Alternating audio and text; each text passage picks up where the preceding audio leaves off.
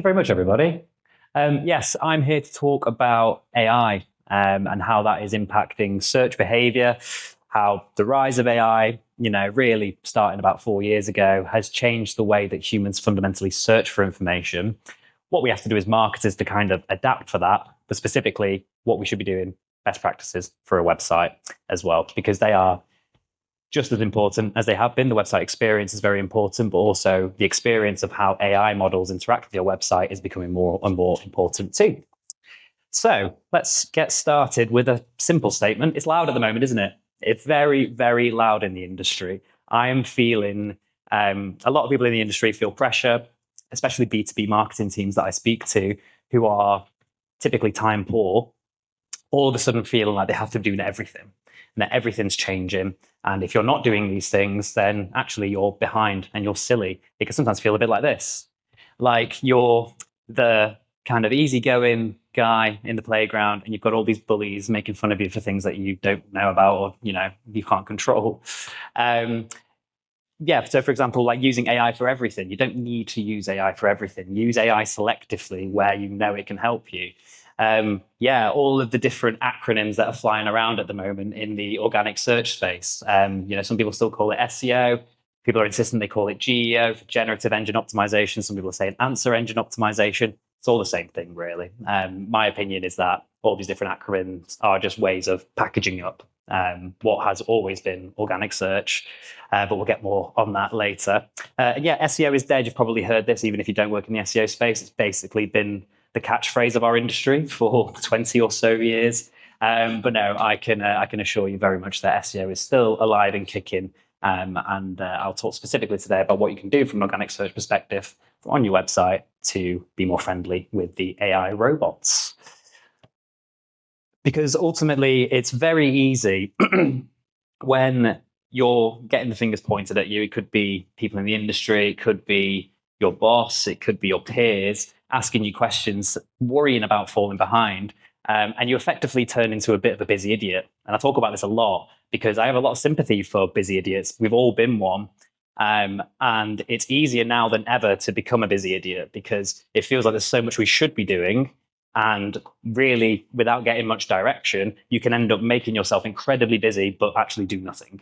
And I'm going to talk about ways that we can avoid that today. Has anybody seen the Blackberry movie? No. Has anyone seen Always Sunny in Philadelphia? Yeah. Glenn Howerton, he's Dennis, but he's also plays the boss in the Blackberry movie. Very, very good if you haven't seen it. It's a bit jarring if you've seen Dennis in Always Sunny. He has like almost a completely bald head in this. It really took you back. He looked very good for the role. This is a scene where he's talking to obviously in this context, the BlackBerry founder, who's kind of the genius behind the technology. They want to go to market. Glenn Howerton, who plays the boss, is very pragmatic, old school business, wants things done, just wants to get it in front of the buyer. And he used this statement, which really kind of stuck with me for a little while, which is, have you ever heard of the saying, perfect is the enemy of good? And it's really interesting because I think oftentimes it can be, and I think especially at the moment, we have this enormous pressure to be perfect. And with all this new technology that's coming to the industry, we are feeling all this pressure to use it in the right way. And the issue can be that a lot of this technology is very expensive. It's not very accessible. But we're willing to do it because we think that is a way of making us perfect. When actually, if you haven't got a direction, you can barely sometimes even be good. The owner of BlackBerry, the kind of like genius behind it, came back with this retort, which was, well, good enough is the enemy of humanity. And I think that's a really powerful statement as well, because good enough, nothing should ever be good enough. We should always be putting in our effort to do the best that we can with our current circumstances, and settling for something that's just good enough isn't acceptable. And that was kind of the back and forth that they were having. Glenn Howerton wanted to rush into the market. He wanted to take his time, make sure the product was good.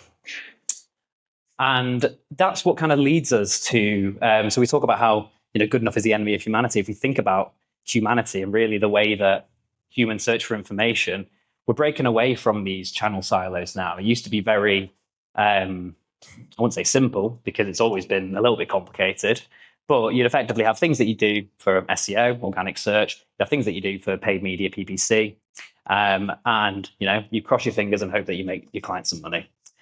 But at this point in time, the human kind of search journey has become so complicated and fragmented across different platforms. We can't rely on users constantly going to Google so that we can be in front of them.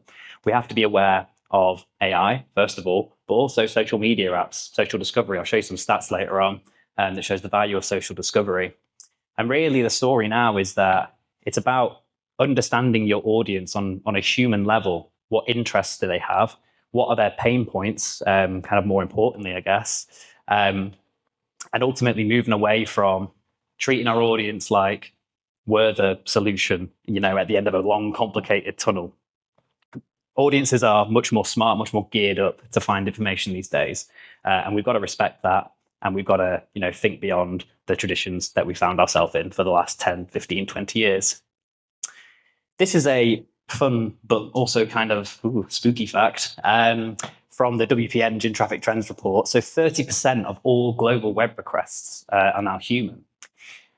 So it's kind of ironic that I'm saying, we need to optimize for, humans and be as human as possible when 30% of web requests are non-human. But the reality is that humans are using AI to search websites for them.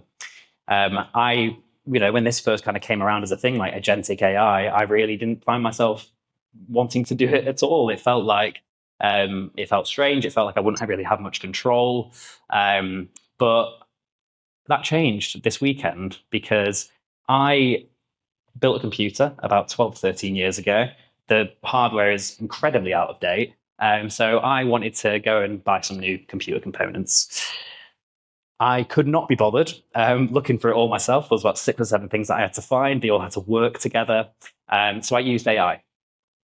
And it went to kind of one of my favorite computer websites, Scan, who has a fantastic information architecture, we call it. Their content is organized in very logical ways. It's very easy to find all of their products, very much laid out like a file system would be on a computer, like on your personal computer. And when I used ChatGPT to go agentic and to look for things, this is just a few examples of how it was able to navigate around the website. So you can see it's not just typing in URLs and finding pages, it's using the interface to find where they need to go. This would not be possible if your website was not properly structured and architected for what I would say is kind of good user experience more than anything. I feel like a lot of the time, if you strive for a good user experience in your marketing, you're automatically going to make things more accessible and nicer for AI models. It's just that AI models are much more rampant now and people are feeling the pressure more, but really it's something that we should have kind of always been doing. Now, there is a balance that you need to strike, though, because whilst your website has to be accessible, that's not the only thing. It also has to be functional, because I was banging my head against the wall using this agent to look around this website. It was very good at first. It could find the products for me. It could navigate the website really well. But I think the specific task of asking it to build components from thousands of components it could find was probably a bit much for it to ask, and I could have maybe given it more information. But then I came across this website called PC Part Picker, which I was able to basically do all that. I've maybe going back and forth by an hour or so. I found this website and I was able to kind of do it, a lot of it myself, but also you can get an agent to do it for you. And he was able to pick everything for me, made sure it all worked together, gave me the best price, and it actually ended up sending me back to Scan, which was nice. So there is a balance. Like, we shouldn't just be focusing the efforts of our website to be friendly for AI models. We also need to make it functional and make it easier for any user to get to that endpoint. And sometimes that is kind of forgotten or kind of deprioritized over just the literal, can AI read my website, rather than has this got the best user experience. Here are some stats just to kind of bring you guys into the fold, I guess, of how AI is impacting search behavior. So AI overviews, those overviews that you get when you Google anything these days, around 68% of them are triggering for searches that have less than 100 monthly searches, which means that AI overviews are now able to trigger for quite niche terms, terms that you might not be optimizing for. 100 monthly searches, you might think, what's the point? But the truth is that could be a question that your customer really needs answering. It could be an unpopular question at the time. It could grow to be a very popular question. But the kind of takeaway from that is you've got to try and be as visible as you can. Otherwise, you will just get lost, because 60% of searches on traditional search engines don't result in a click. We've kind of known that for a little while now. Users either start under the search or they just kind of, leave Google and get on with their lives. And then the kind of spooky fact, I guess, I found at the end there was that actually 8% of users click a traditional link when an AI overview appears. So I guess it kind of makes sense when you look at the broader figures, but it hadn't actually clicked in my head that, okay, when an AI overview appears, they're not always going to go to the AI overview. I thought it would be more than 8% that went to the traditional links, but yeah, that's the reality of the impact that AI is having, the disruptive impact it's having on search behavior. Also, optimizing for AI it's not just about, you're going to be losing traffic if you don't optimize for AI. It's more that you're going to be missing out on what is quite valuable traffic. Because if you look at these here, so this is just a breakdown of links per visit. So basically more, so engagement rate effectively with the website. Users traditionally landing from a Google search will look at 0.6 pages. So that means that about 50% of the time they leave the website without looking further. But with ChatGPT, it's about 1.4 to 1.5. So about 3 times, twice as likely to drive action than traditional search. And there's a few reasons for that, because obviously Google in general will be sending a higher volume of traffic to websites, so that could skew things a little bit. But ultimately, I think it's because ChatGPT is such a good research engine that users are able to pick a website, pick a solution with quite a lot of confidence, and therefore they're going to engage with you once they can find you. So making sure that your website is mobile friendly and part of that research process is really important. And ChatGPT is still the most used platform. It has been kind of hemorrhaging a little bit over the last year. Sam Altman is not always the most popular figure, I guess we could say. And ultimately, they're bleeding market share to the likes of Microsoft and Google. But they are still the most used platform. Number 4 most visited website globally as of September 2025. 800 million weekly active users as of September 2025. So whilst it's not as much as maybe traditional search offers, it's a significant amount. And if you know that it's going to be good quality traffic coming from there, you are missing a trick by not, at least monitoring how you're appearing in these responses.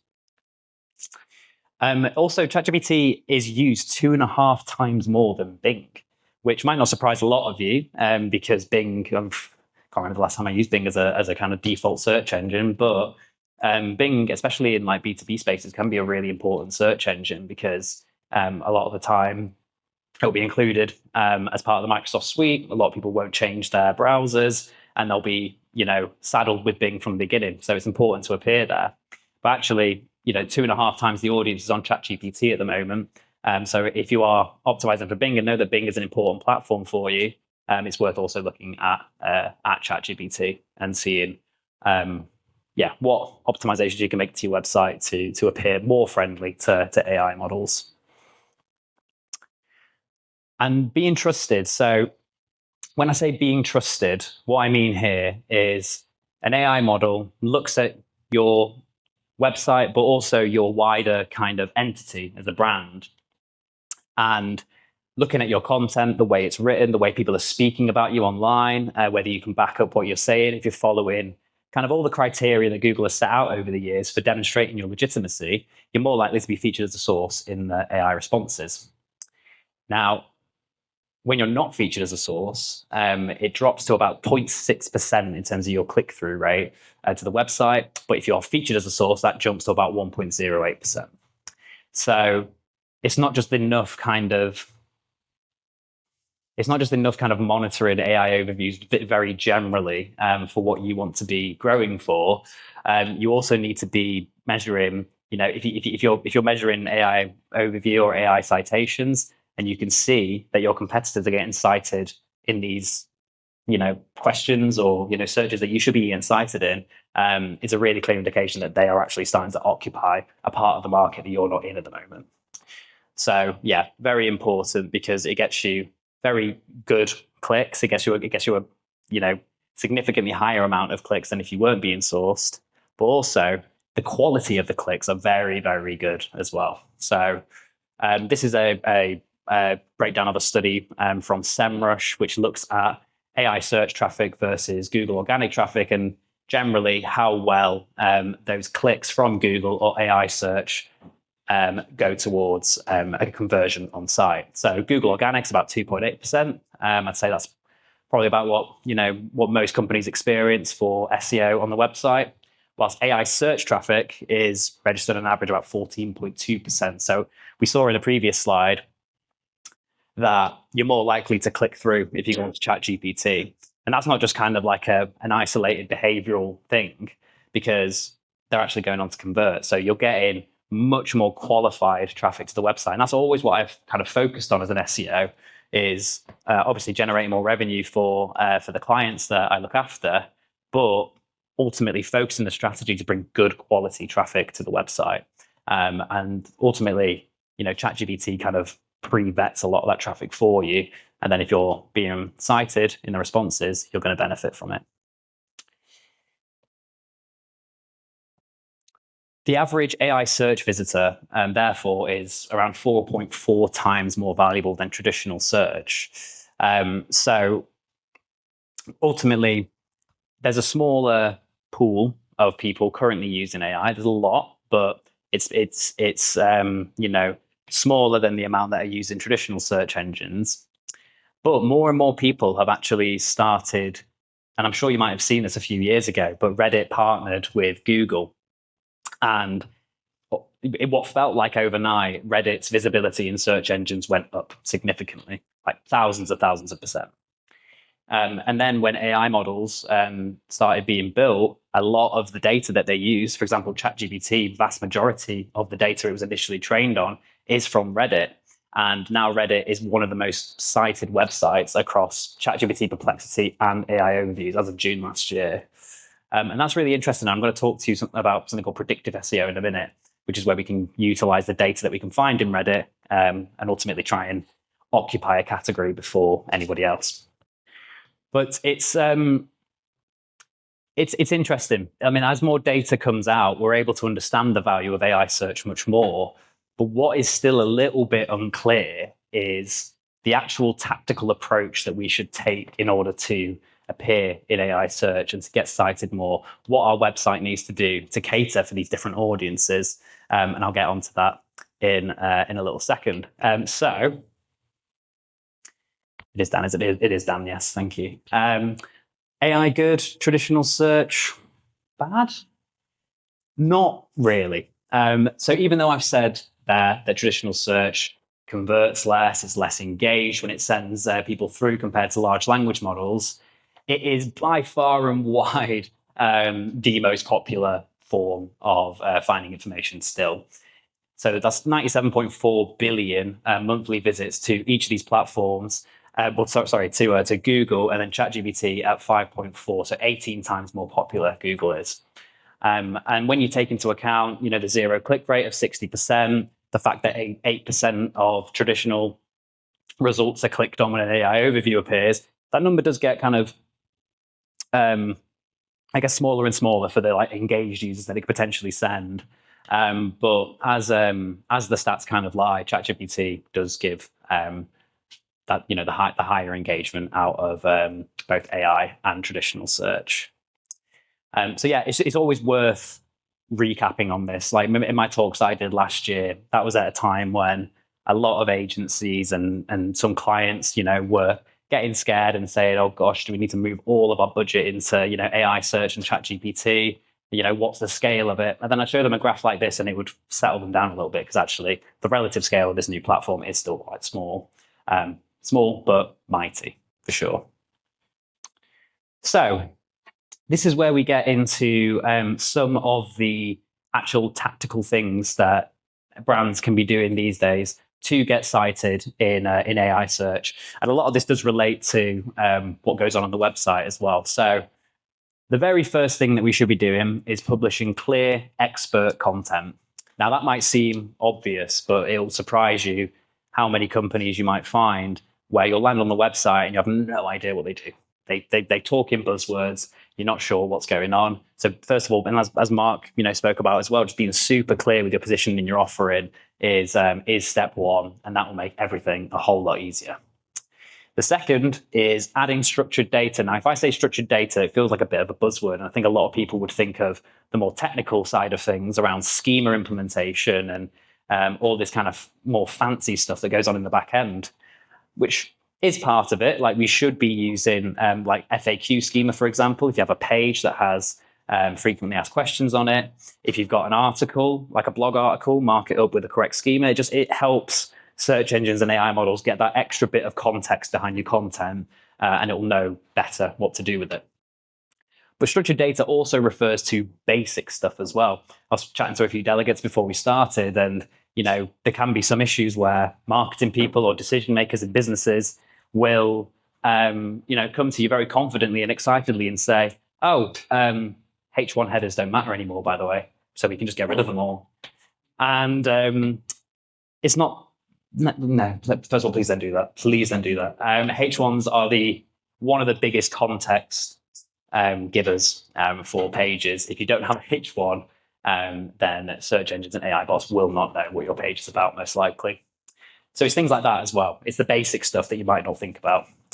Earning external mentions, I'll go into more of that in a second, but ultimately you need strong digital PR, you need a strong brand in order for these models to trust you. Sharing original insights. This can be easy or hard depending on where you work. But if you have a CRM, if you have a lot of data that you deal with, like for example, I worked with a car finance company a few years ago, and they were able to give us some really interesting stats on like the most popular type of cars per age group that gets finance requests on them, and that ended up making a really interesting campaign. So any original insights that you can put into your content is better, because AI loves to kind of be the first to the ground giving new information to its users. So if you can share anything that's new that is going to be interesting to your customers, get it in there. And then the fifth step is getting cited in LLMs. So the idea is that you follow these 4 steps and then you're able to maintain a pretty strong large language model presence in the future. So if we talk about structured data, so this is kind of another part of it I wanted to speak about. And I mentioned the words earlier, information architecture. And it's never been more important. The way that AI models and users access your website, they're going to want to follow a logical user journey where everything is grouped together where it should be. They shouldn't have to kind of manually search or, force the information out of the website. It should be there ready to present. This is important for AI models because they're able to kind of start almost like a folder structure, start from the pillar page at the very top, and then work through and find all the related information, nice and easy for them. You don't have to do chunking. I don't know if you guys have heard this term before, but it became a bit of a fad last year that people thought to optimize for LLMs, they basically had to take 1,500 word pages on the website and split it into 3 pages of 500. Doesn't do anything. Artificial intelligence is very intelligent. As it says in the name, it can go through your website, it can crawl and read content faster than you could ever imagine. So you don't need to do that. What you do need to do is, as you would think about a user, and a pillar page, by the way, could be like your money page, that could be like your landing page where your user goes to buy your product or service. And then all these clusters are all the information, all the questions that they want answering, all the pain points that you want to address.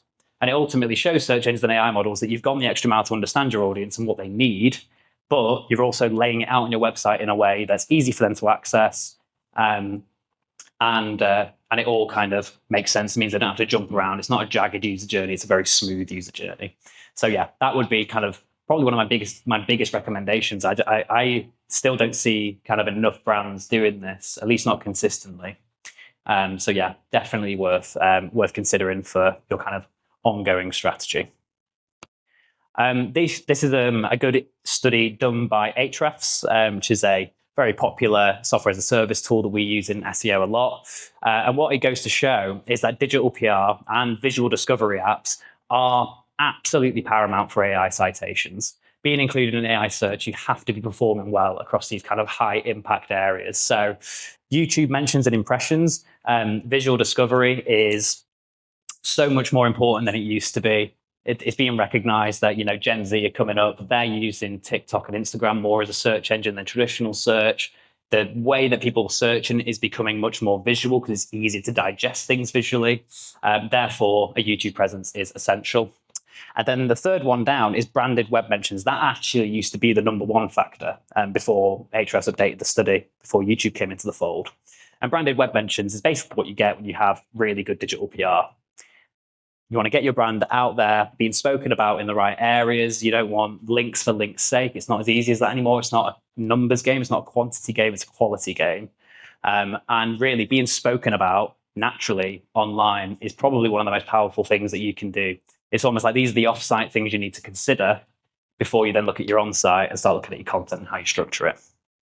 So yeah, very, very important, and one that I definitely consider. Obviously, the kind of trade-off is that to do good digital PR, it does cost money. It's an investment, but it's a worthwhile investment.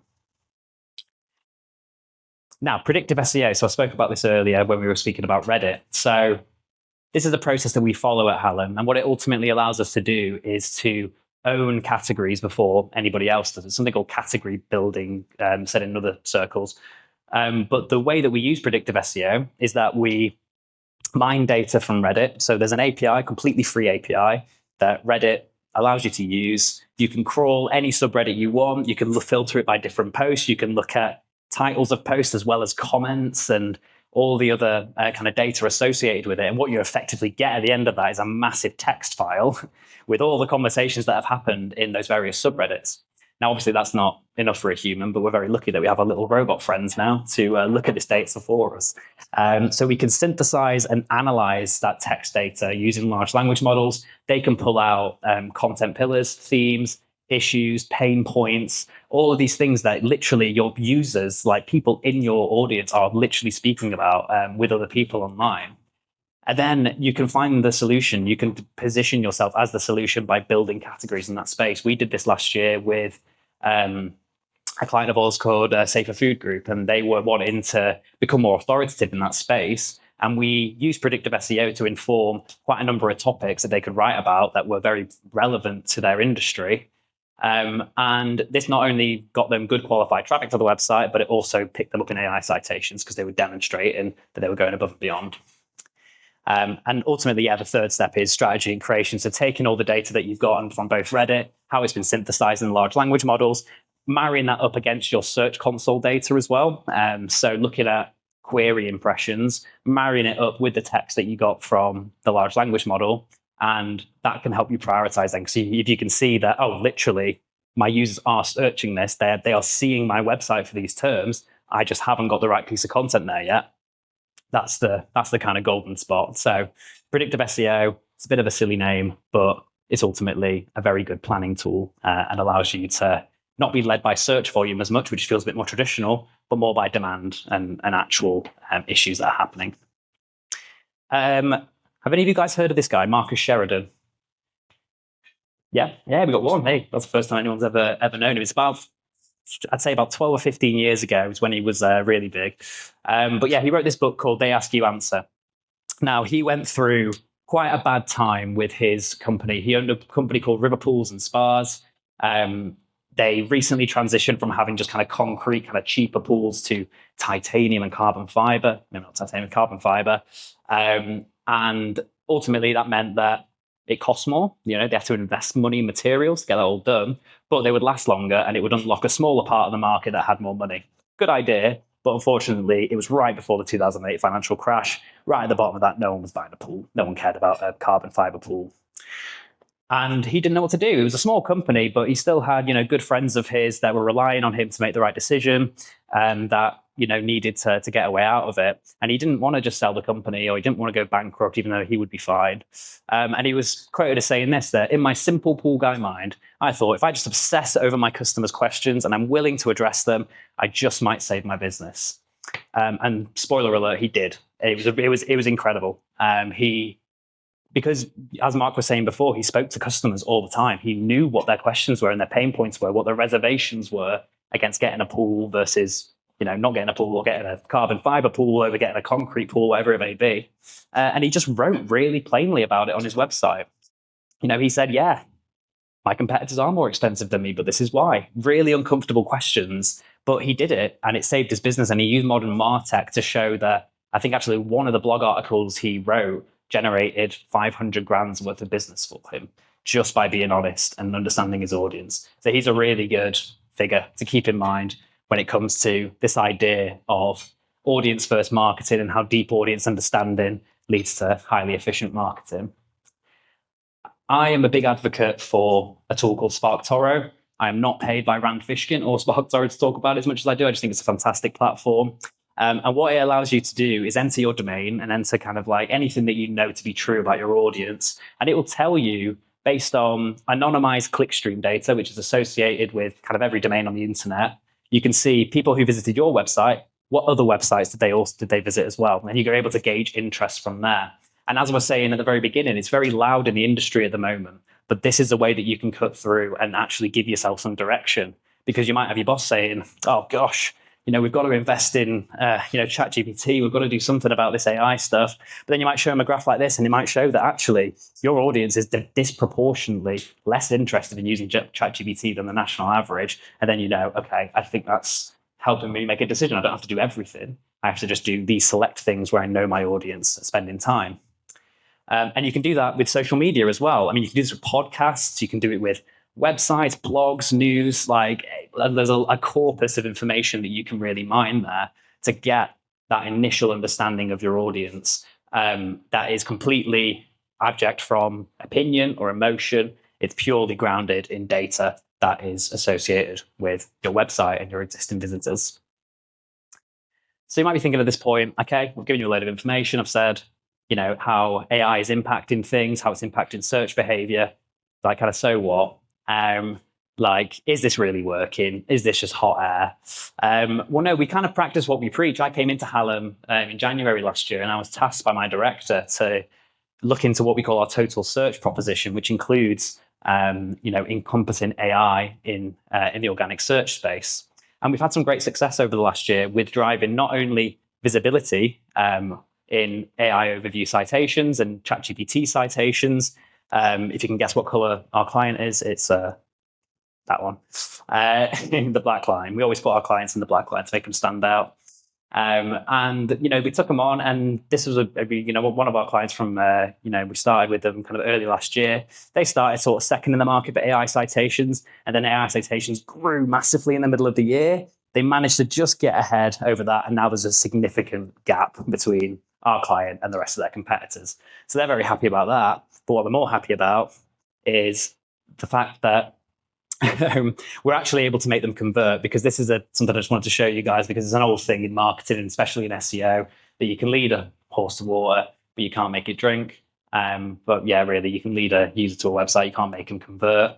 But as we said, AI-driven traffic converts much higher on average than traditional search traffic. And as a result, we've seen significant increase in AI citation conversions from this particular account. The purple line is where they were the year before, so just kind of towards the end. I mean, I know the sample size is a bit off because there weren't as many AI overviews at that point in time, but the significant growth we've seen year on year is down to a really solid digital PR strategy.